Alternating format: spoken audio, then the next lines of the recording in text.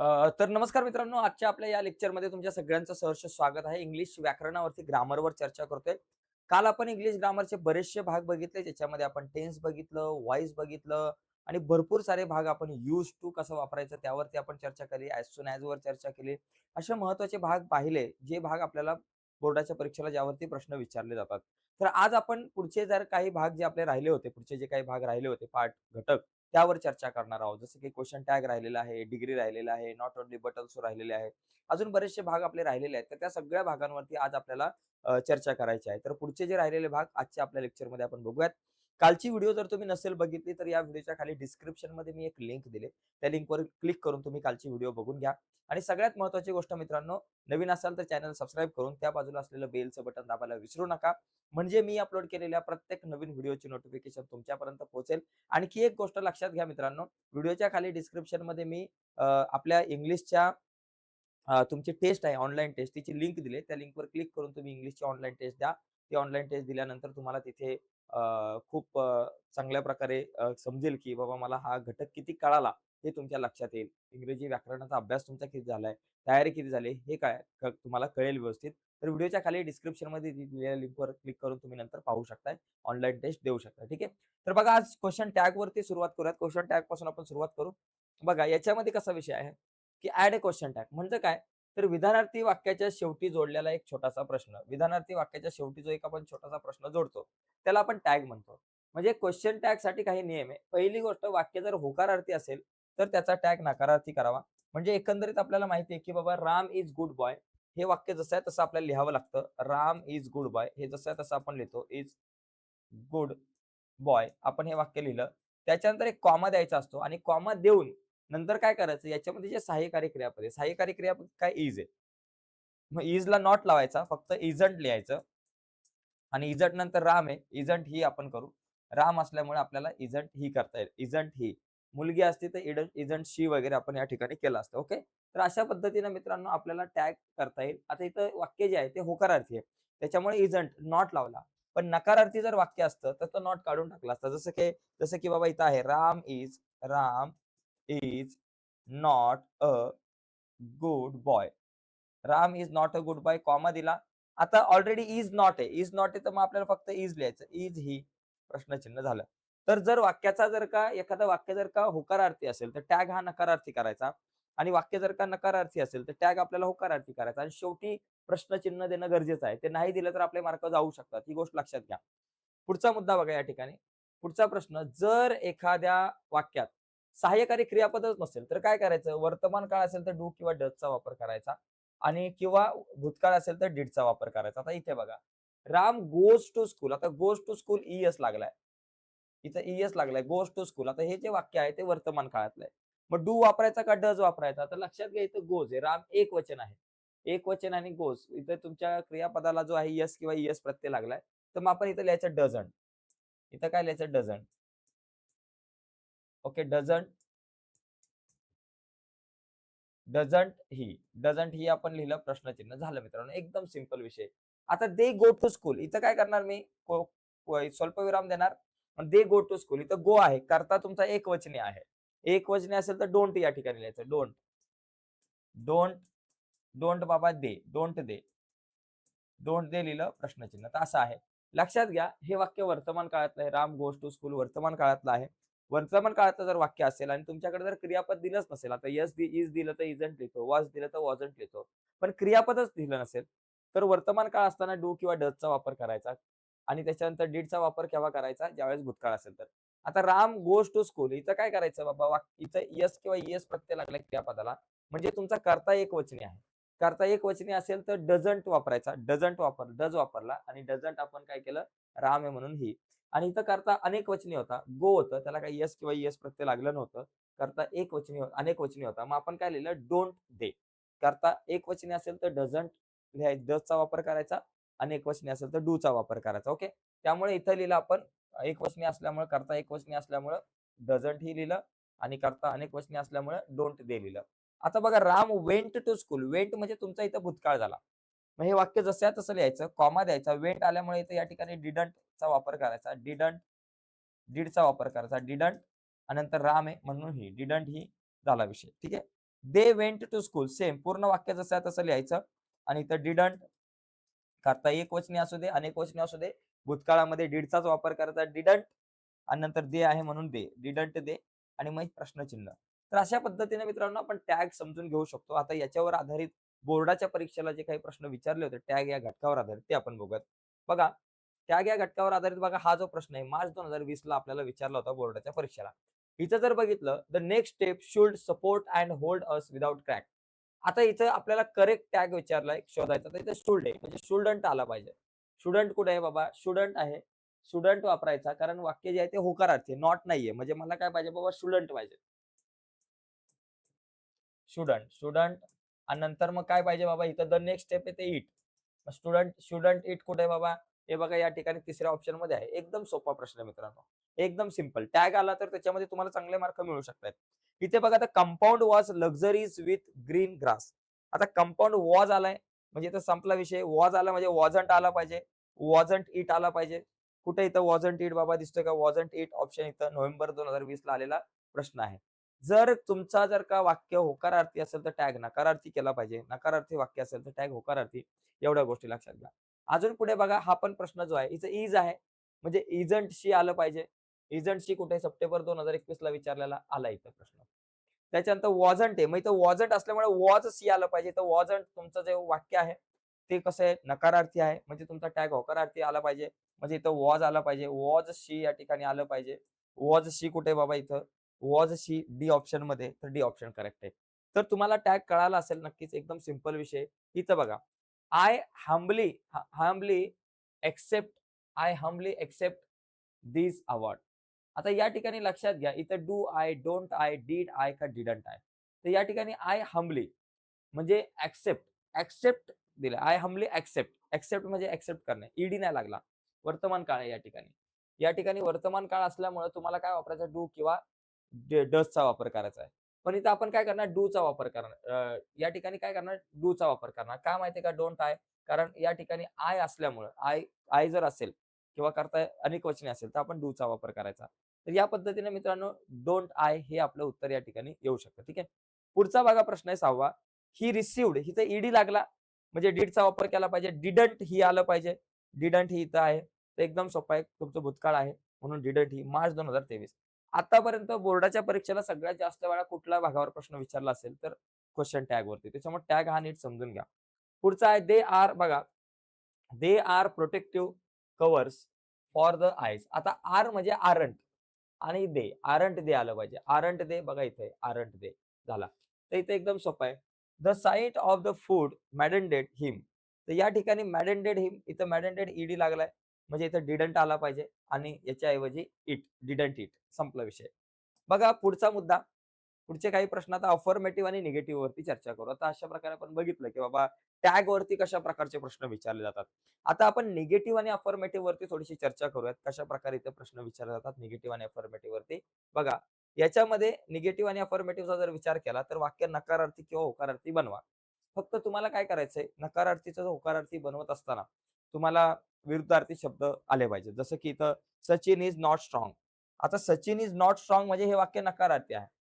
त्याला होकारार्थी बनवायचंय. होकारार्थी बनवताना काय करणार मी बाबा सचिन इज नॉट काढला आणि स्ट्रॉंगच्या विरुद्ध वीक. सचिन इज वीक संपला विषय. सचिन इज वीक म्हणजे वाक्य जर नकारार्थी असेल तर नॉट काढायचा आणि हे जे काही त्याचं विशेषण आहे त्याच्या अपोजिट शब्द लिहायचा. अपोजिट वर्ड लिहायचा. अपोजिट वर्ड आला पाहिजे म्हणजे तुमच्या वाक्याचा अर्थ बदलला नाही पाहिजे. एवढी लक्षात घ्या. त्याच्यामुळे तुमचा इथं शब्दसंग्रह महत्वाचा आहे. पण इथं शक्यतो आहे ना अतिशय सोपे प्रश्न विचारले जातात ज्याचे अपोजिट वर्ड तुम्हाला पटकन समजता येतील. आता आय एम नॉट हॅपी याला जर मला होकारार्थी करायचं तर नॉट काढणार मी. आय एम लिहिला, नॉट काढला आणि हॅपीचे अपोजिट काय बाबा अनहॅपी. मी दुःखी आहे. मी आनंदी नाही याचा अर्थ मी दुःख आहे. He was not realistic. Not काढला. ही लिहिलं, वॉज लिहिलं आणि रिअलिस्टिकचे अपोजिट अनरिअलिस्टिक. अनरिअलिस्टिक. पूर्णविराम द्या. मित्रांनो ज्यावेळेस तुम्ही व्याकरणाचे प्रश्न सोडवत असाल, त्यावेळेस पूर्णविराम, जिथं आवश्यकता आहे तिथं तुमचं प्रश्नार्थी वाक्य बनवत असाल तर क्वेश्चन टॅग, तर क्वेश्चन मार्क, एक्सक्लेमेटरी सेंटेन्स असेल तर एक्सक्लेमेटरी मार्क या सगळ्या गोष्टी खूप महत्त्वाच्या आहेत. काल आपण एक्सक्लेमेटरी सेंटेन्स वरती चर्चा केली होती. Sachin is strong, make it negative. आता याला निगेटिव्ह करायचं. निगेटिव्ह म्हणजे नॉट वापरायचा आहे. सचिन इज नंतर लगेच नॉट लिहायचा आणि स्ट्रॉंगच्या अपोजिट काय लिहायचं? वीक. एकदम सिंपल आहे मित्रांनो. म्हणजे Sachin is strong. Make it negative बनवायचं आहे. म्हणजे तुमचा नॉट आला पाहिजे. म्हणजे सचिन इज नंतर लगेच नॉट लिहायचा आणि स्ट्रॉंगच्या अपोजिट वीक लिहायचं. संपला विषय. जसं इथं आय एम हॅपी आहे. तर नॉट आय एम अनहॅपी आहे. तर आय एम अनहॅपी वापरताना किंवा बाबा याचा तुम्हाला निगेटिव्ह करताना, आता मेक इट निगेटिव्ह करताना, वाक्य नकारार्थी करताना आय एम अनहॅपीचं आय एम नॉट लिहिलं आणि अनहॅपीच्या अपोजिट शब्द लिहिला हॅपी. झालं, संपला विषय. ही वॉज अनरिअलिस्टिक म्हणजे ही वॉजच्या पुढे नॉट लिहिला आणि अनरिअलिस्टिकच्या अपोजिट रिअलिस्टिक. तर एकदम सिंपल आहे मित्रांनो, हे काही जास्त अवघड नाहीये. नकारार्थी वाक्य आणि होकारार्थी वाक्य करत असताना फक्त तुम्हाला इथं बघा, आता याच्यामध्ये जर बघितलं, make the sentence negative without changing meaning. Negative. It can be difficult it can be difficult to stand up for yourself when you are being bullied. आता या ठिकाणी इट कॅन बी डिफिकल्ट आहे. इट कॅन बीच्या ऐवजी can not be, it can not be किंवा it can't be. डिफिकल्टच्या पुढे difficult जो शब्द आहे, एक लक्षात घ्या, डिफिकल्टच्या अपोजिट शब्द काय? डिफिकल्टच्या अपोजिट शब्द काय असतो? इझी असतो. ओके. डिफिकल्टच्या अपोजिट इझी. ओके. तर या ठिकाणी डिफिकल्टच्या अपोजिट ओके. तर डिफिकल्टच्या अपोजिट जो आहे तो आपल्याला या ठिकाणी काय करायचा? इझी जो शब्द आहे तो आपल्याला वापरायचा आहे. एवढंच फक्त लक्षात घ्या. जास्त काय या ठिकाणी इतका अवघड विषय नाहीये. तुम्हाला फक्त लक्षात ठेवणं गरजेचं आहे, की आपल्याला इथं फक्त ते अपोजिट वर्ड लावायचं आहे. Easy to stand for yourself. Miss call कोणा येऊन आलेले आहेत बरेचसे. Yourself, yourself. ओके. आणि व्हेन यू बाकी काय जसं आहे तसं आर बीइंग बोल्ड. काय टेन्शन नाही. बाकी सगळं जसं आहे तसंच या ठिकाणी लिहायचं. जास्त टेन्शन नाही. I am unable to do that. हा जुलै 2022 ला आलेला प्रश्न. Make it affirmative. I am unable to do. आता इथं मेक इट अफर्मेटिव्ह नाही. सॉरी, इथं हा विषय वेगळा आहे आणि इथं हा विषय वेगळा आहे. मेक इट निगेटिव्ह बनवायचं आहे. निगेटिव्ह बनवायचं म्हणजे काय? आय एम लिहिलं. आय एम त्याच्यानंतर नॉट लिहायचं. अनेबलच्या अपोजिट शब्द काय? Able. Able to do that. एकदम सोपं आहे. बघा, आय एम नंतर नॉट लिहिलं आणि अनेबल टूच्या अपोजिट एबल टू लिहिलं. अनेबलच्या अपोजिट एबल लिहिलं. बाकी टू डू दॅट तसं. आता इथे बघा, याला मेक इट अफर्मेटिव्ह करायचं. नाही, हे इथं पण निगेटिव्हच करायचं. हे हा चुकून आला इथं. कुठून आला बाबा हा? उगाच आपला इथं डोक्याला ताप. इथे बघा, it is hard to imagine. It is hard to imagine. मग बघा, इट इज हार्डच्या अपोजिट काय बाबा? इट इज हार्डच्या अपोजिट तुम्ही लिहू शकता, इझी लिहू शकता. हार्डच्या opposite easy. It is not easy to imagine. म्हणजे इट इज हार्ड टू इमॅजिनच्या ऐवजी it is not easy to imagine असं या ठिकाणी तुम्ही इथं करू शकताय निगेटिव्ह बनवताना. तर अशा प्रकारे मित्रांनो, ही जी काही वाक्य जी आहेत ते आपण समजून घेतली. आता आपण नॉट ओन्ली बट अल्सोचा इथं जरा थोडंसं स्पेलिंग चुकले, पण नॉट ओन्ली बट अल्सोचा आपण विचार करूयात. बघा, या ठिकाणी हां. नॉट ओन्ली बट अल्सो वापरताना एक काम करायचं. आता सचिन इज अ टीचर आणि ही इज अन आर्टिस्ट. आता या ठिकाणी लक्षात घ्या, सचिन टीचर पण आहे आणि आर्टिस्ट पण आहे. या दोन गोष्टी आर्टिस्ट टू. बघा, या ठिकाणी Sachin is a teacher and Sachin is an artist. आता याच्यामध्ये लक्षात घ्यायचं, जर तुमच्याकडे या ठिकाणी पूर्ण विराम असेल, सॉरी, मध्ये जर का दोन वाक्य असतील वेगवेगळे किंवा कधी-कधी इथे अँड असेल, तर याच्या जागेवर सरळ बट अल्सो लिहायचं आपल्याला. बट अल्सो लिहायचं आहे. सचिन इज आणि त्याच्यानंतर इज नंतर या इज नंतर दोन गोष्टी अ टीचर आणि त्याच्यानंतर अन आर्टिस्ट आहे.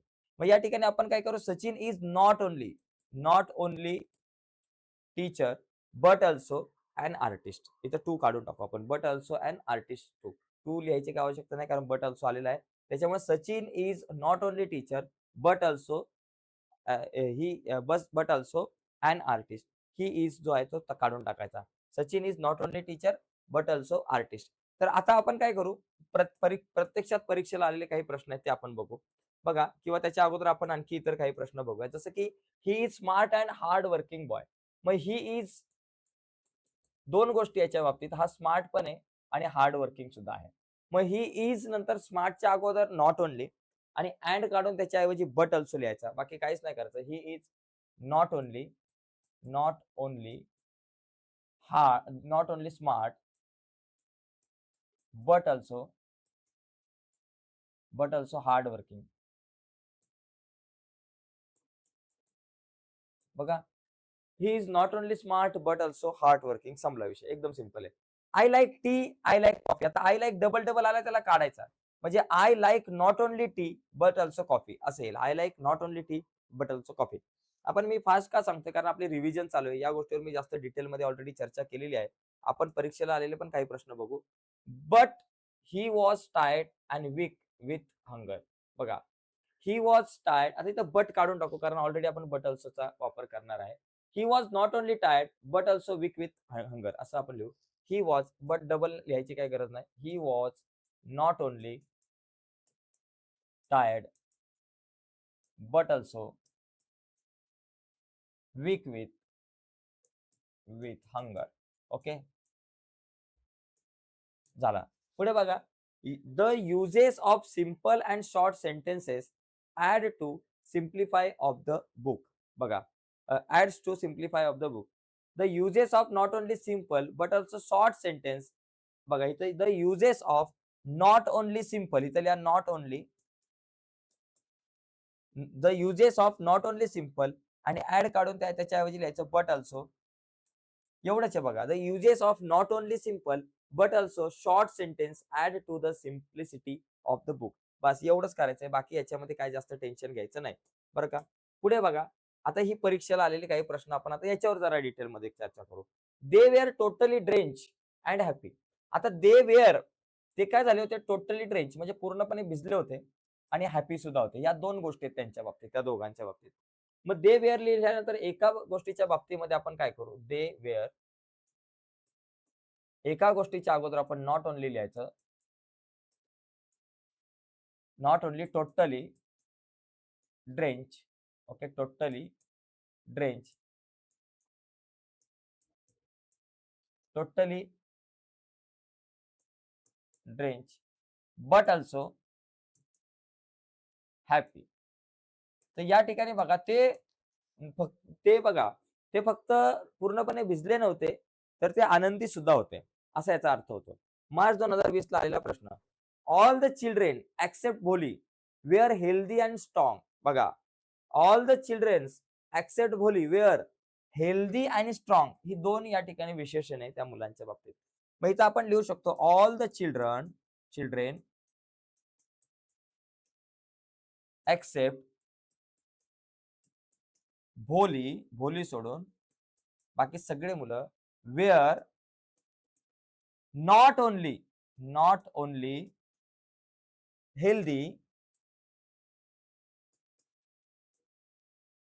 Healthy but also strong. इथं आपण काय केलं बघा, हा जो वेअर आहे शक्यतो आहे ना क्रियापद असतं ना पहिलं, त्या क्रियापदानंतर जास्तीत जास्त वेळा नॉट ओनली आपण लिहायचं. म्हणजे जास्त जादा जर काही येत नसेल, समजा कळालं नसेल तर त्यांनी लक्षात ठेवायचं जे वाक्यातलं जे पहिलं जे क्रियापद असतं शक्यतो त्याच्यानंतर नॉट ओनली बऱ्याचदा येतो, त्याच्यानंतर नॉट ओनली येतो बऱ्याचदा आणि अँड काढून त्या अँडच्या ऐवजी आपल्याला बट ऑल्सो लिहावं लागतं. ओके, जसं he was fascinated with the wonders of nature and learn the technique of rising various crops. आता या ठिकाणी बघा दोन गोष्टी आहेत. He was fascinated with, he was not only fascinated with the wonder of nature, he was not only fascinated with wonder of nature आणि and काढून त्याच्याऐवजी लिहायचं but also learn the technique of rising various crops असं या ठिकाणी लिहायचं. He was नंतर not only and काढून त्याच्याऐवजी बट ऑल्सो. 2021 ला विचारला गेलेला हा प्रश्न आहे. पुढे जाऊयात आपण. बघा इथे पण आहे, food neophobia directly affects dietary qualities as well as lifestyle diseases. म्हणजे आता जो आहे निओफोबिया अफेक्ट करतो. बरं, अफेक्ट कशावर अफेक्ट करतो. एकतर डायटरी क्वालिटी आहे त्याच्यावर अफेक्ट करतो आणि ॲज वेल ॲज लाईफस्टाईल वरती अफेक्ट करतो. मग इथं दोन गोष्टींवरती तो अफेक्ट करतोय, डायटरी क्वालिटी आणि लाईफस्टाईल. मग या एका एका गोष्टीच्या अगोदर तुम्हाला नॉट ओनली लिहायचंय आणि ॲज वेल ॲज असलं तरी त्याला काढायचंय, त्याच्या जागेवर बट ऑल्सो लिहायचंय. आणि पुढे लाईफस्टाईल डिझाइजेस जसं तसं. मग इथं आपल्याकडे काय उत्तर येईल? Food neophobia. बघा एकदम सोपा विषय आहे. Food neophobia affects not only dietary quality quality but also lifestyle diseases. झालं, संपला विषय. जास्त टेन्शन नाही. इथे बघा, they have to have the skill and the will. They have to have the skill. तुमच्याकडे स्किल पाहिजे, द स्किल पाहिजे आणि तुमच्याकडे विल पाहिजे. दोन गोष्टी. They have to have not only the skill but also the will. असं तुम्ही या ठिकाणी लिहू शकताय. ही या ठिकाणी आला होता 2023 ला. ओके. झाला. पुढचा बघा आता या ठिकाणी मुद्दा. हा पण बघा इथे ॲज वेल ॲजचा वापर करायचा आहे. मित्रांनो, ॲज वेल ॲजचा वापर करत असताना वाक्यामध्ये अँड असेल तर ते अँड काढायचं, त्याच्या जागेवर ॲज वेल ॲज फिट करायचा. किंवा कधी-कधी नॉट ओन्ली बट अल्सोचं जर वाक्य असेल तर त्याच्यामध्ये नॉट ओन्ली काढून टाकायचं आणि बट अल्सोच्या जागेवरती बट अल्सो पण काढायचं, नॉट ओन्ली पण काढायचं आणि बट अल्सोच्या जागेवर ॲज वेल ॲज लिहायचं असतं. आता इथं मेरी कोम बघा या ठिकाणी लक्षात घ्या. मेरी कोम कॉम वॉज वॉरियर आणि इथं फुल स्टॉपच्या ऐवजी as well as warrior as well as she was काढायचं अ बॉक्सर. अशा पद्धतीने मित्रांनो हा जो प्रश्न आहे तो आपण सोडू शकतो. एकदम सिंपल प्रश्न आहे. तर याचा स्क्रीनशॉट तुम्ही घेऊ शकता जेणेकरून तुम्हाला या ठिकाणी या प्रश्नाचं उत्तर जे आहे ते व्यवस्थित तुम्हाला समजेल. ओके. आता पुढचा एक महत्त्वाचा मुद्दा, पुढची जी काही आता आपण कन्सेप्ट आहे ते समजून घेऊयात. पुढचा जो आपला टॉपिक आहे त्याच्यावरती आता जरा आपण चर्चा करूयात. नॉट ओन्ली बट ऑल्सो झालं. बघा बोर्डाच्या परीक्षेला आलेले आपण प्रश्न पण बघतोय जेणेकरून काय होतंय, की आपली तयारी चांगली झाली पाहिजे त्यासाठी. आता डिग्रीचा जो भाग आहे, हा डिग्रीचा पार्ट जो थोडासा जरा जास्त मोठा आहे त्याच्यामुळे डिग्रीवरती जरा नीट लक्ष द्या. कारण डिग्रीवरचा सुद्धा एखाद दुसरा प्रश्न आपल्याला परीक्षेला विचारला जाऊ शकतो. डिग्री म्हणजे काय आपण कंपॅरिझन करतो ना एकाचं कंपॅरिझन, की बाबा सचिन रमेशपेक्षा जरा जास्तच हुशार आहे, गणेश सुरेशपेक्षा उंच आहे, तो त्याच्यापेक्षा श्रीमंत आहे, जगातली सगळ्यात श्रीमंत सिटी म्हणजे मुंबई. अशा प्रकारे आपण बऱ्याचदा कंपॅरिझन करत असतो. तर ते कंपॅरिझन करण्यासाठी डिग्रीचा आपण वापर करतो. त्याच्यामध्ये पॉझिटिव्ह डिग्री जी आहे, ते पॉझिटिव्ह डिग्री, कंपॅरेटिव्ह डिग्री आणि सुपरलेटिव्ह डिग्री. तर या तीनही डिग्रींवरती आपण चर्चा करणार आहोत. नेमकं काय बघा. लक्षात घ्या, पॉझिटिव्ह डिग्री म्हणजे काय? 2 भिन्न व्यक्तींमध्ये, नामांमध्ये किंवा वस्तूंमध्ये एकच गुणधर्म सारख्या प्रमाणात असतो. त्यावेळी त्या गुणधर्माचा सारखेपणा दाखवण्यासाठी पॉझिटिव्ह डिग्रीचा वापर करतात. म्हणजे 2 व्यक्तींमध्ये एक सारखेपणा दाखवतो. 2 व्यक्ती सारख्याच आहे. दोघांमध्ये सारखाच प्रमाण. तो आहे ना त्याच्यासारखाच आहे. सचिन रमेश सारखाच खेळतो. रमेश जो आहे ना तो सुरेश सारखाच हुशार आहे. आपण म्हणतो ना अशा प्रकारे सांगतो, की बाबा दोघं एका समान पातळीवरती आहे. त्याला आपण म्हणतो, की बाबा पॉझिटिव्ह डिग्री. म्हणजे Vedant is as tall as Shivani. Vedant जो आहे तो शिवानी सारखाच उंच आहे. शिवानी एवढाच उंच आहे. म्हणजे Vedant is as tall as Shivani असं या ठिकाणी आपण म्हणतो. ही जी आहे तुमची पॉझिटिव्ह डिग्री. कंपॅरेटिव्ह डिग्री म्हणजे काय? एखादा विशिष्ट गुण एखाद्या वस्तूमध्ये किंवा व्यक्तीमध्ये दुसऱ्या एखाद्या वस्तू किंवा व्यक्तीपेक्षा कमी किंवा अधिक आहे.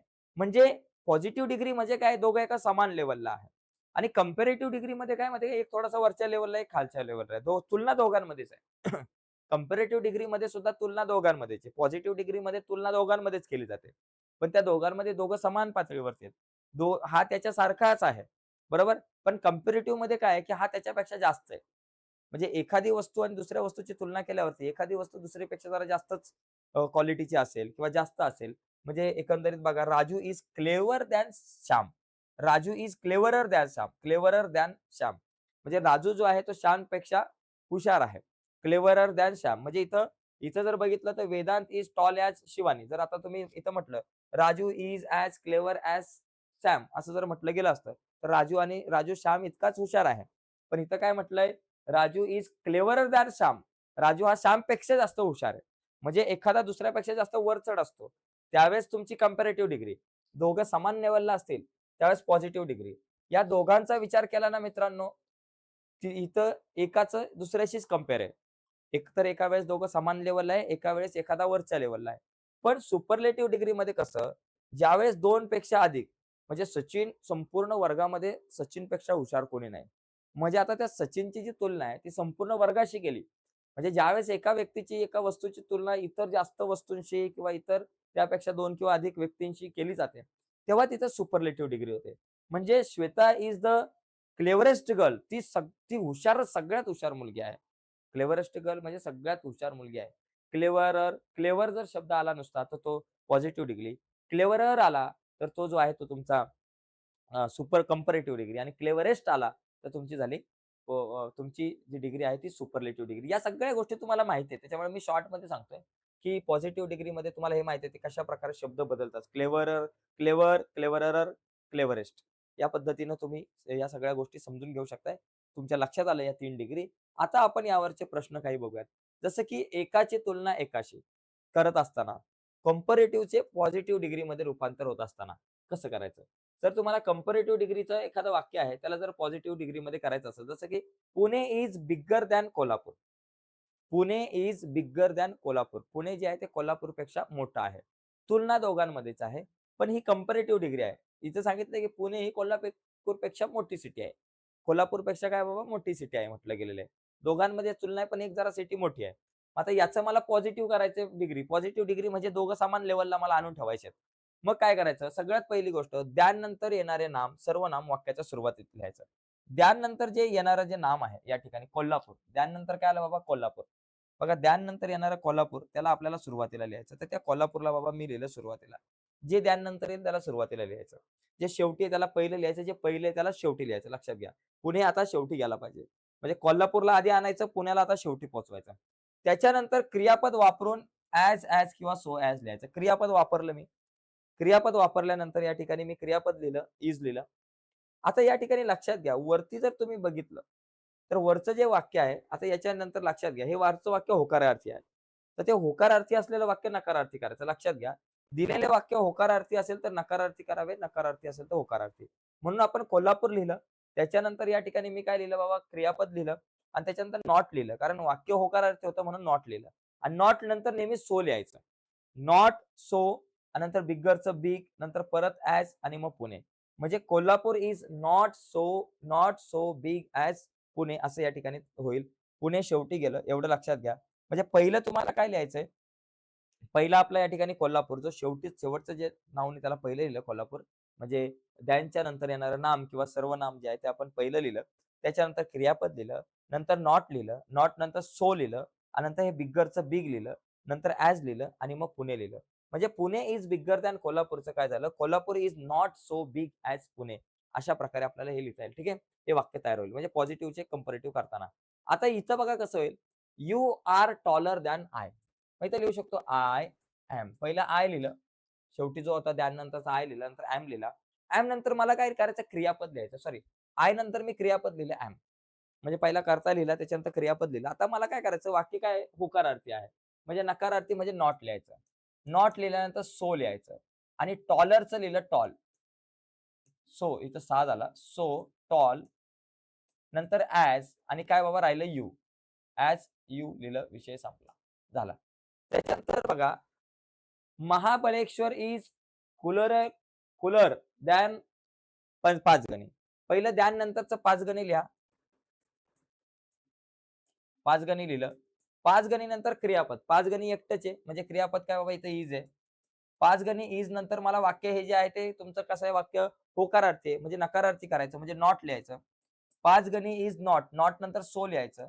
सो नंतर बाबा तुमचं या ठिकाणी विशेषण काय कूलर आहे. कूलर. कूलरचं कूलच करून टाका. कूल आणि नंतर ॲज लिहा आणि बाबा राहिलं काय महाबळेश्वर. पहिलं नाव महाबळेश्वर. ओके.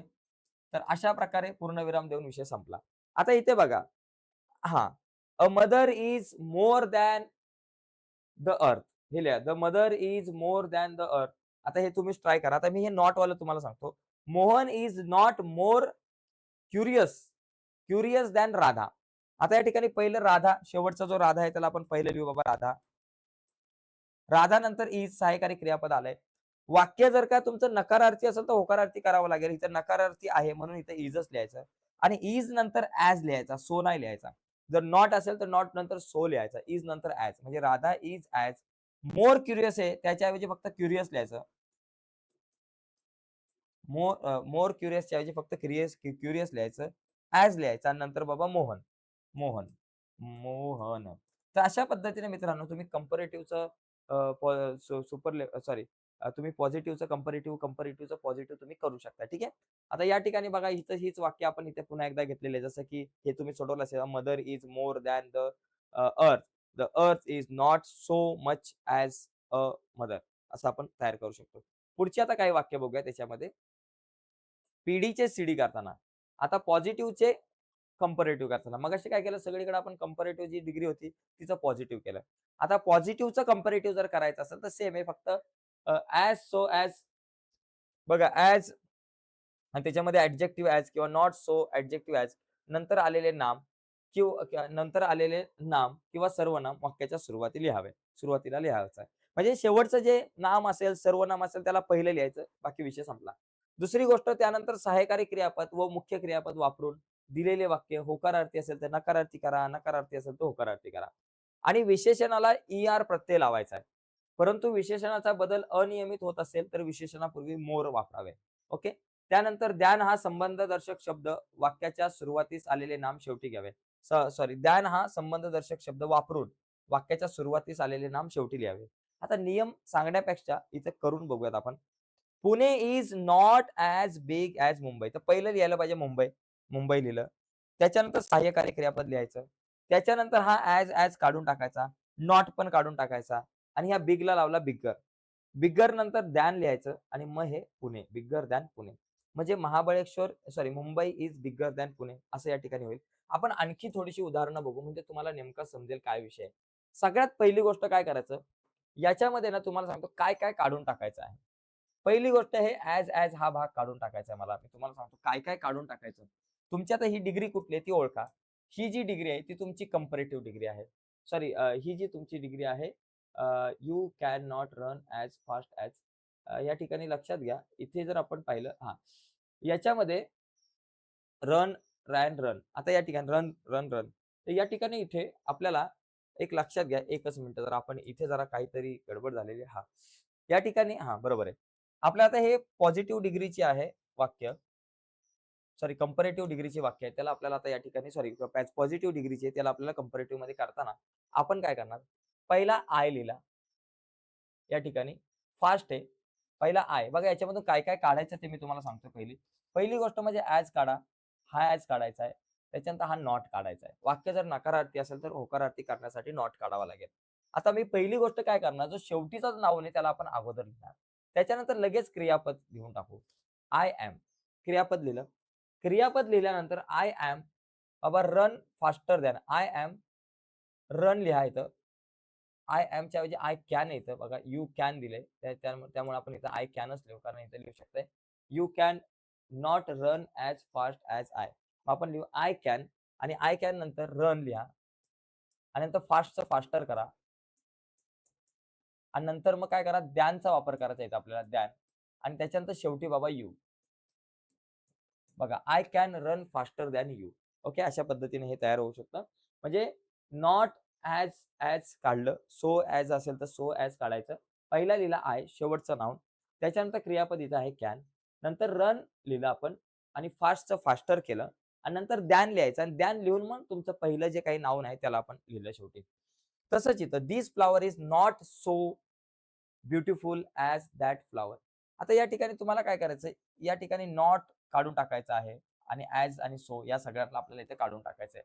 त्याच्यामुळे राहिलं काय बघा, सगळ्यात पहिली गोष्ट तुम्ही 2 नाउन किंवा 2 ॲडजेक्टिव्ह शोधा. इथे बघा 2 नाउन असेल तर बघा इथे धिस फ्लॉवर हे एक नाउन आहे. याला शेवटी लिहायचंय आणि दॅट फ्लॉवर जे आहे, हे जे आहे, याला आपल्याला काय करायचंय, अगोदर लिहायचं. म्हणजे हे 2 या ठिकाणी तुमच्याकडं नाउन आहेत. मग या दोघांना काय करा, जो शेवटी आहे त्याला पहिलं लिहा. म्हणजे दॅट फ्लॉवर जो आहे त्याला आपण अगोदर लिहू. दॅट फ्लॉवर लिहिलं. दॅट फ्लॉवर लिहिलं. आता कुठलंही नाउन तुम्ही कधीही लिहा. त्याच्यानंतर एक क्रियापद आलं पाहिजे. दॅट फ्लॉवर नंतर इज लिहिलं आणि ते क्रियापद लिहिल्यानंतर आपल्याकडे काय बाबा तुमच्याकडं जे ॲडजेक्टिव्ह आलेलं आहे ते लिहा. आता ॲडजेक्टिव्हमध्ये बघा या ठिकाणी काय ब्युटिफुल आहे. तर इथं बघा नॉट सो काढायचं आपल्याला आणि हा ॲज पण काढायचा. मग राहिलं काय फक्त ब्युटिफुल. मग ब्युटिफुलचं आपण काय करतो इथं मोर ब्युटिफुल करतो. मोर ब्युटिफुल, मोर ब्युटिफुल आणि नंतर मग काय करायचं मोर ब्युटिफुल झालं. मग आता काय लिहायचं मला धिस फ्लॉवर लिहायचं. फक्त धिस फ्लॉवर राहिलंय. फक्त त्या धिस फ्लॉवरच्या अगोदर दॅन लिहायचं. Than this flower, this flower झालं. अशा पद्धतीने तुम्हाला बदल करता येऊ शकतात. इथं बघा rubber is not as cheap as plastic. मग आता याच्या ठिकाणी पहिली गोष्ट तुम्हाला ना 2 नाऊन जे आहेत म्हणजे तुमची प्रक्रिया कशी असली पाहिजे, जी 2 नाऊन आहेत त्यांना पहिलं बॉक्स करून टाका. हा एक नाऊन आहे आणि हा एक नाऊन आहे. याच्यामधून तुम्हाला काय काढायचंय? नॉट काढायचं, ॲज काढायचं. आता हे सगळं गेलं आणि माझ्याकडे एवढ्याच गोष्टी राहिलेल्या आहेत. आता मी काय करणार सगळ्यात पहिली गोष्ट जो प्लास्टिक जो शेवटचा नाऊन आहे त्याला अगोदर लिहितो. लिहिलं. याच्यानंतर मला क्रियापद वापरणं गरजेचं आहे. इज लिहिलं. झालं.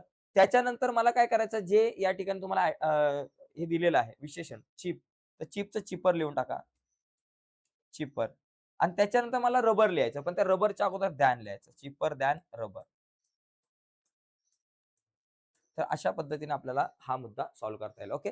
तर अशा पद्धतीने डिग्रीची जी काही वाक्य आहेत, यामध्ये आपण बघितलं की पॉझिटिव्ह डिग्रीची आपल्याला सॉरी ही जी काही तुमची पॉझिटिव्ह डिग्रीची वाक्य होती, त्याला आपण कंपॅरेटिव्ह डिग्रीमध्ये कसं करता येईल, त्यावर चर्चा केली. अगोदर आपण कंपॅरेटिव्हची पॉझिटिव्ह बघितली, आता पॉझिटिव्हची कंपॅरेटिव्ह ही तीच वाक्य जी आता आपण जस्ट बघितली होती. एकदा चेक करून घ्या. आता पुढचा पुढचा प्रश्न बघू. एकाची अनेकांशी तुलना.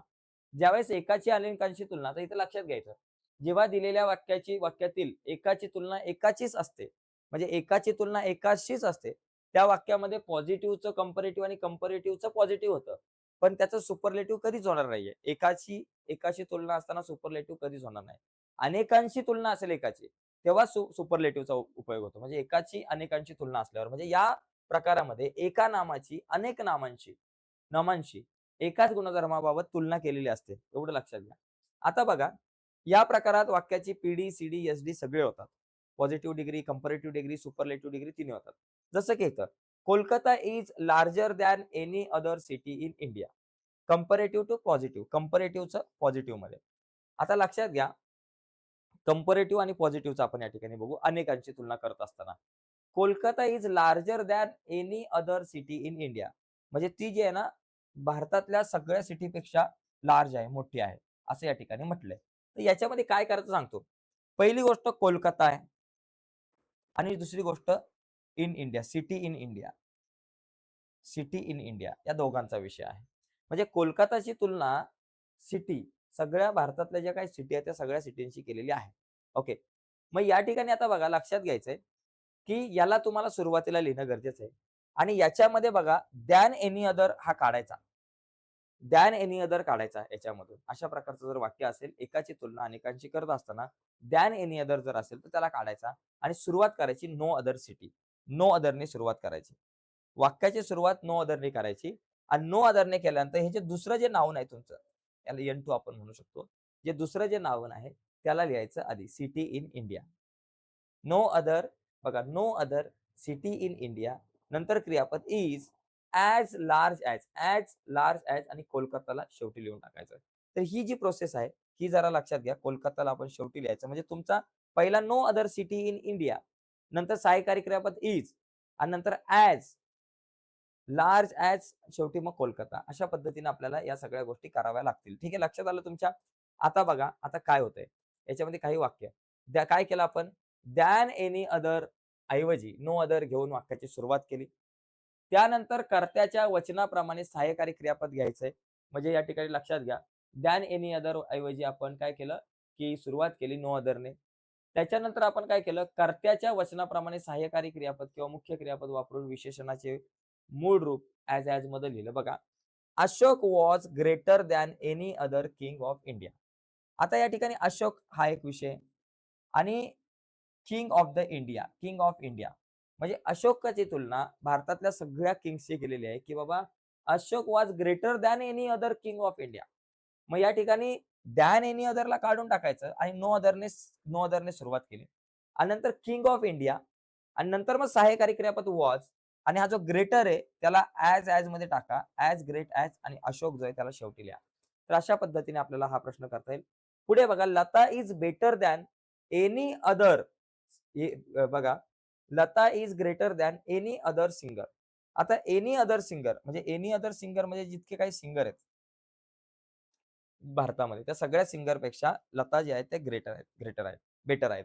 मग पहिलं काय लिहिणार आपण? सुरुवात कशाने करणार? नो अदरने करणार. नो अदरने आपण सुरुवात केली. No other. त्याच्यानंतर हा सिंगर. नंतर सहाय्यकारी क्रियापद is. No other singer is as, बेटरचं गुड, ॲज आणि मग शेवटी लता. झालं? तसंच इथं काय होईल? छत्रपती शिवाजी महाराज. इथं नुसतं शिवाजी महाराज नाही पाहिजे. इथं छत्रपती शिवाजी महाराज पाहिजे. Chhatrapati Shivaji Maharaj more powerful than any other king of Maratha empire. तर आता आपण या ठिकाणी करूयात. बघा, पहिली गोष्ट मला काय करायचं या ठिकाणी? सुरुवात कशाने करायची? नो अदरने. चला बाबा मी नो अदर करतो. नो अदर झालं. इथं 2 गोष्टी आहेत. एक आहे छत्रपती शिवाजी महाराज आणि दुसरा मुद्दा या ठिकाणी आहे the king of Maratha empower. बघा, नो अदर. मग आपण इथे लिहू no other, no other king of Maratha empire, king of Maratha empire, empire इथे घेऊ. ओके. एम्पायर. त्याच्यानंतर काय करायचं? इथं वॉज आहे. सहाय्यकारी क्रियापद. लगेच सहाय्यकारी क्रियापद लिहायचं. वॉज ॲज, ॲजच्या नंतर काय येतं? मोर पॉवरफुलच्या ऐवजी powerful. Powerful as Chhatrapati Shivaji Maharaj.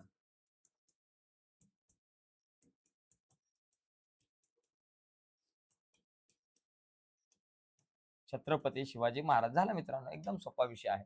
इथं छत्रपती शिवाजी महाराज करून घ्या. पुस्तकामध्ये फक्त शिवाजी महाराज होतं. आपण छत्रपती शिवाजी महाराज म्हटलं पाहिजे. बघा पुढचा मुद्दा या ठिकाणी आपला हे लक्षात आलं तुमच्या, ही डिग्री तुमच्या लक्षात आली असेल. आता पुढे जाऊयात आपण. पुढे आता कंपॅरेटिव्ह टू सुपरलेटिव्ह. आता कंपॅरेटिव्ह डिग्री. आता बघा Kolkata is larger than any other city in India. आता याचं कंपॅरेटिव्हचं सुपरलेटिव्ह मध्ये करायचं. म्हणजे लार्जरचं लार्जेस्ट आलं पाहिजे. मग एकदम टेन्शन घ्यायचं नाही. Kolkata is the largest city in India. जास्त काय टेन्शन नाही. दॅन एनी अदर काढून टाकायचं. डोक्याला ताप नाही. फक्त एकच काम करायचं. लय सोपं आहे. तुम्हाला सांगतो कंपॅरेटिव्हची सुपरलेटिव्ह करताना लय सोपं. फक्त दॅन एनी अदर काढायचंय आणि लार्जरचं लार्जेस्ट करायचंय आणि त्याच्या अगोदर द लिहायचंय. काय करायचं? लार्जर काढायचंय आणि द लार्जेस्ट लिहायचंय. लार्जर काढायचं आणि the largest city in India. बघा, Kolkata is the largest city in India. Than any other काढायचं, लार्जर काढायचं आणि त्याच्याऐवजी द लार्जेस्ट टाकायचं. बघा, या ठिकाणी लक्षात आलं. Lata is better than any other singer. Lata is than any other काढायचं. Lata is the best. बेटरचं काय होतं? The best. लता इज हे बेटर दॅन एनी अदर काढलं, दॅन एनी अदर काढलं आणि बेटर काढून त्याच्याऐवजी द बेस्ट लिहायचं. बेटर काढून द बेस्ट सिंगर. संपला विषय. Lata is the best singer. पुढे Chhatrapati Shivaji Maharaj was more powerful than any other king of Maratha empire. मग इथं लिहायचं Chhatrapati Shivaji Maharaj was the powerful. हे मोर काढलं आणि दॅन एनी अदर काढलं. बघा, Chhatrapati Shivaji Maharaj the powerful king of the Maratha. Chhatrapati Shivaji Maharaj was the powerful king of Maratha empire. झालं. एकदम सिंपल वाक्य मित्रांनो. आरामात तुम्ही करू शकता. तुमच्या लक्षात आला असेल. एकदम सोपा विषय. आता बघा, एका नामाची काही नामांशी तुलना. मगाशी बघितलं अनेक, आता काही नामांशी तुलना. काहीच म्हणजे ठराविक त्या 4-5 मुलांमध्ये गाणे आले हुशार आहे. हा, असं आपण म्हणतो. या प्रकारात अनेक व्यक्ती व त्यातील काही व्यक्ती अशी तुलना केलेली असते व अनेकांमध्ये काही जणांची गुणांची श्रेष्ठता दाखवली असते. जसं की Lata is one of the best singer in India. म्हणजे जे काही बेस्ट सिंगर आहेत त्याच्यामधली लता एक आहे. म्हणजे जे काही बेस्ट सिंगर आहे त्याच्यातली लता एक आहे. लक्षात आलं तुमच्या. आणि मगाच्या वाक्यामध्ये लता ही सगळ्यात बेस्ट होती. पण आता काय? बेस्ट मध्ये जेवढी लोक बेस्ट आहेत सिंगर त्याच्यामध्ये लता आहे. जसं की इथं बघा, Lata is one of the best singer in India. तर याच्यामध्ये काय करायचं? वन ऑफ द जो विषय आहे तो काढून टाकायचा. बरं का? या ठिकाणी वन ऑफ द काढून टाकायचा. हा जो वन ऑफ द विषय आहे तो त्याला पहिला काढून टाकायचा. रंग जरा वेगळा घेऊ. याच्यात काय करायचं? वन ऑफ द ला काढून टाकायचं. जर वन ऑफ द आला, Lata is one of the असेल तर तो काढायचा. आणि सुरुवात लता इज. आता सुपरलेटिव्ह आहे. या ठिकाणी बेस्ट आलं. बेस्ट आहे. सुपरलेटिव्हची आपण कंपॅरेटिव्ह करत असताना बघा. सुपरलेटिव्हची. Lata is one of the काढला. Lata is better. Lata is better than many other. मग आपल्याला इथं काय मेनी अदरचा वापर करायचा आहे. वन ऑफ द काढून त्याच्या ऐवजी आपल्याला मेनी अदर टाकायचं आहे. म्हणजे पहिलं काय करायचं? लता इज आणि वन ऑफ द काढला. बेस्टचा काय लिहायचा? बेटर लिहायचा. आणि दॅन एनी अदर चिटकवायचं सिंगर्स इन इंडिया. संपला विषय. जास्त टेन्शन नाही. पहिलं लता लिहिलं, इज लिहिलं. वन ऑफ द काढलं. त्याच्या वन ऑफ द काढलं आणि बेस्टचं बेटर केलं. दॅन एनी अदर ॲड केलं. सिंगर इन इंडिया असं आपल्याला या ठिकाणी करायचंय. जसं की एस-डी चे असा बदल करताना यातील कर्ता व क्रियापद जसेच्या तसे. जिथं कर्ता तिथंच राहणार. क्रियापद सगळे लोकं जसेच्या तसेच आहे. म्हणजे जसं जापान इज हे जसं तसंच येणार आहे. Japan is one of the काढायचं आणि रिचेस्टचं काय करायचं richer, one of the richer. बघा Japan is one of the काढलं, रिचेस्टचं रिचर्स केलं आणि दॅन मेनी अदर ॲड केलं. Than many other countries. तसंच Hitler was one of the काढलं, रोस्टचं वर्स आलं आणि त्याच्यानंतर दॅन मेनी अदर डिक्टेटर्स या ठिकाणी आपण इथं लिहू शकतो. फक्त दॅन मेनी अदरला आपल्याला इथे या ठिकाणी ॲड करायचं एवढं लक्षात घ्या. तसंच Ganga is one of the काढलं. Ganga is one of the काढलं. इथं काय लिहायचं? The Ganga is one of the काढलं. लॉंगेस्ट झालं longer than any other add करायचं. Rivers in India. तर अशा पद्धतीने मित्रांनो हा भाग आपण समजून घेऊ शकतो. ठीक आहे. झालं. अजून बघा या ठिकाणी काय आहे आपल्याकडं. अजून आपल्याकडे काय आहे का चेक करू याच्यामध्ये. बघा सुपरलेटिव्हचं पॉझिटिव्ह जर करायचं असेल, आता सुपरलेटिव्ह दिली असेल त्याचं पॉझिटिव्ह करायचं असेल, जसं की Japan is one of the richest country. Superlative आहे one of the richest country. त्याचं मला जर का पॉझिटिव्ह करायचं असेल तर काय करायचं? तर याच्या ठिकाणी वन ऑफ द काढून टाकायचं. इथे वन ऑफ द काढायचं आणि सुरुवात व्हेरी करायचं. जर तुम्हाला Japan is one of the richest country आहे. तर हे याचं जर का आपल्याला सुपरलेटिव्हचं जर तुम्हाला पॉझिटिव्ह करायला सांगितलं असेल, तर मला काय करायचं? सगळ्यात पहिली गोष्ट इथं वन ऑफ दला काढून टाकायचं. ओके. आणि पहिलं व्हेरी फ्यूने सुरुवात करायची. व्हेरी फ्यू आणि जे तुमचं दुसरा जो नाउन आहे त्याला पहिलं लिहायचं. व्हेरी फ्यू कंट्रीज नंतर सहाय्यकारी क्रियापद आर लिहिलं, कारण कंट्रीज अनेक वचने म्हणून आर लिहिलं आणि नंतर ॲज रिचेस्टचं रिच लिहिलं ॲज आणि मग हे जापान त्याला आपण शेवटी लिहिलं. वन ऑफ दच्या अगोदर व्हेरी फ्यू लिहिलं आणि नंतर जे शेवटचं जे तुमचं नाव आहे त्याला लिहिलं कंट्रीज. नंतर सहाय्यकारी क्रियापद मग ॲज लिहिलं. मग नंतर रिच केलं ॲज आणि जापान. जो पहिला होता जापान त्याला शेवटी घेतला. तर हे काही नियम आहेत ते लक्षात घ्या. त्याच्यामध्ये Hitler was one of the worst dictators. मग या ठिकाणी वन ऑफ द काढायचा. सुरुवात मी कशाने केली? व्हेरी फ्यू केली. नंतर डिक्टेटर्स लिहायचं. नंतर वेअर अनेक वचने म्हणून वेअर. त्याच्यानंतर ॲज वर्स्टचं होतं बॅड ॲज आणि नंतर हा हिटलर जो आहे तो पहिला आहे तो शेवटी गेला. तर अशा पद्धतीने मित्रांनो या प्रश्नाकडे आपण बघू शकतो. Ganga is one of the longest river. बघा मग इथं मी काय लिहिलं? वन ऑफ द काढायचं. व्हेरी फ्यू लिहायचं. व्हेरी फ्यू आणि त्याच्यानंतर रिव्हर्स इन इंडिया.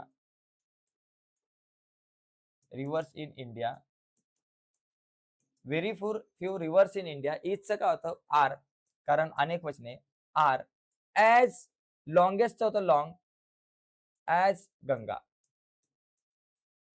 गंगा. अशा पद्धतीने मित्रांनो आपल्याला हा मुद्दा समजून घेता येऊ शकतो. काय केलं? सुरुवात व्हेरी फ्यूने केली. त्याच्यानंतर हे रिव्हर्स इन इंडिया शेवटचं जे नाम आहे त्याला आपण लिहिलं. रिव्हर्स इन इंडिया आपण या ठिकाणी लिहिलं. त्याच्यानंतर मला काय करायचं? सहाय्यकारी क्रियापद लिहायचं. आर लिहिलं कारण रिव्हर्स अनेक आहेत आणि त्याच्यानंतर ॲज लॉंगेस्टचं लॉंग ॲज आणि नंतर म्हणजे पहिलं आपलं जे नाऊन होतं गंगा ते आपण या ठिकाणी लिहिलेलं आहे. तर अशा पद्धतीने मित्रांनो आपल्याला हा बदल करता आला पाहिजे. ठीक आहे. तर या पद्धतीने बघा इथे तुम्हाला काही वाक्य आहेत. याच्यामध्ये लक्षात घ्या ही वाक्य दिलेली आहेत. या वाक्यामध्ये बघा I was the luckiest spectator that evening. याचं पॉझिटिव्ह डिग्री करताना आता लकीएस्ट आहे तर no other spectators was as lucky as than evening. आता ही जी काही वाक्य आहेत ती तुम्ही बघून घ्या. आता मी काय सांगत नाही, सगळ्या गोष्टी सांगितल्यात. उत्तरासहित काय वाक्य आहेत ही बघा आणि या वाक्यांचा जरा नीट अभ्यास करा. ठीक आहे. समजून घ्यायचा प्रयत्न करा कारण आता आपल्याकडे वेळ कमी आहे आणि आजच्या या चर्चेमध्ये मित्रांनो आपण इथंच थांबूयात. अजून ग्रामरचा एक सगळ्यात महत्त्वाचा भाग आहे रिपोर्टेड स्पीच. तर रिपोर्टेड स्पीच हा भाग खूप मोठा आहे आणि याच्यावरती मी एक सेपरेट व्हिडिओ बनवणार आहे.